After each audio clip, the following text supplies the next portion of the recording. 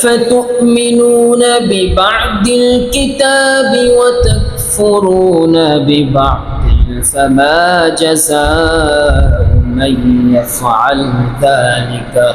منكم إلا خزي في الحياة الدنيا وما الله بغافل عما تعملون। যেই সমস্ত বান্দারা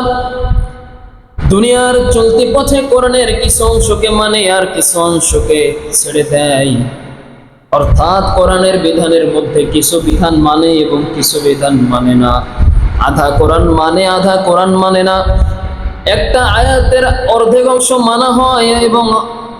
অর্ধেক অংশকে ছেড়ে দেওয়া হয়,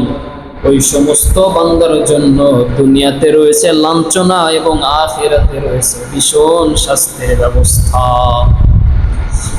যেমনি ভাবে আমাদের দেশের মধ্যে বিয়ে বাড়িতে বিয়ের অনুষ্ঠানকে শুরু করা হয় হারাম ভাবে গায়ের হলুদের অনুষ্ঠান দিয়ে, নারী পুরুষ অগাধ মেলামেশার মাধ্যমে হারাম ভাবে বিবাহের অনুষ্ঠান শুরু করা হয়, কিন্তু এই বিয়েটা হলো সুন্নাত। কিন্তু এই বিয়ের শেষ মুহূর্তে আবার কোরআন থেকে আয়াত তেলাওয়াত করে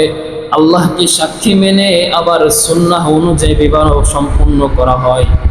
ঠিক বিবাহের মধ্যে যেমনি ভাবে অর্ধেক অনইসলামিক পদ্ধতিতে এবং অর্ধেক ইসলামিক পদ্ধতিতে যেমন ভাবে কোরআনের আয়াত,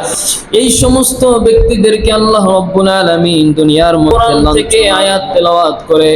আল্লাহকে সাক্ষী মেনে আবার সুন্নাহ অনুযায়ী বিবাহ সম্পূর্ণ করা হয়।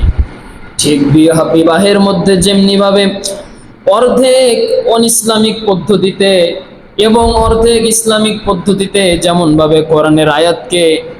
মাঝামাঝি করে দেওয়া হলো, অর্ধেক মানা হলো এবং অর্ধেক মানা হলো না, এই সমস্ত ব্যক্তিদেরকে আল্লাহ রাব্বুল আলামিন দুনিয়ার মধ্যে লাঞ্ছনার মধ্যে স্বীকার করবেন, লাঞ্ছনাদায়ক করে দুনিয়ার থেকে বিদায় নিবে এই সমস্ত ব্যক্তি, এবং কিয়ামতের ময়দানে এই সমস্ত ব্যক্তিদের জন্য আল্লাহ রাব্বুল আলামিন ভীষণ শাস্তির ব্যবস্থা রেখেছেন।